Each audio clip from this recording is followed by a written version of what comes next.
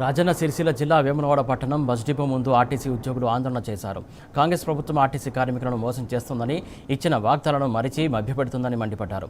RTC ఉద్యోగులు సమ్మెబాట పట్టిన తరుణంలో చర్చల పేరిట ప్రభుత్వంలో విలీనం చేస్తామని మాట ఇచ్చిందన్నారు.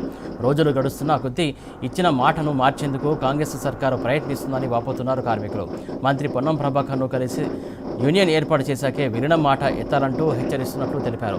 ఇచ్చిన హామీలను నెరవేర్చి ఆర్టీసీ కార్మికులకు న్యాయం చేయాలని డిమాండ్ చేశారు. 2వ తారీఖు తెలంగాణ అవతరణ దినోత్సవం రోజున ఆర్టీసీని ప్రభుత్వంలో విలీనం చేసి అపాయింటెడ్ డేట్ ఇవ్వాలని చెప్పి మేము ఆర్టీసీ జేఏసీ తరఫున ఇలా నిరసన కార్యక్రమాలు తెలియజేస్తున్నాము. నిరసన కార్యక్రమం చేయవలసిన అవసరం ఏమొచ్చిందనంటే, ప్రభుత్వము అపాయింట్ డేట్ ఇస్తానని చెప్పి మాట ఇచ్చి నిన్నటికి నిన్న రవాణా శాఖ మంత్రి గారు యూనియన్లో ఎలక్షన్ పెట్టిన తర్వాతనే మేము అపాయింట్ డేట్ ఇస్తాము, యూనియన్ గెలిచిన యూనియన్తో విలీన ప్రక్రియ స్టార్ట్ చేస్తామని మళ్ళీ యూటర్న్ తీసుకోవడం ఆ కార్మికులలో ఆందోళనకు గురవుతున్నది. ఒకవేళ 2వ తారీఖు నాటికి అపాయింట్ డేట్ ఇవ్వకుంటే కార్మికులలో ఆందోళనతో పాటు రేపు జరగబోయే కార్యక్రమాలు ఉధృతంగా ఉంటాయి.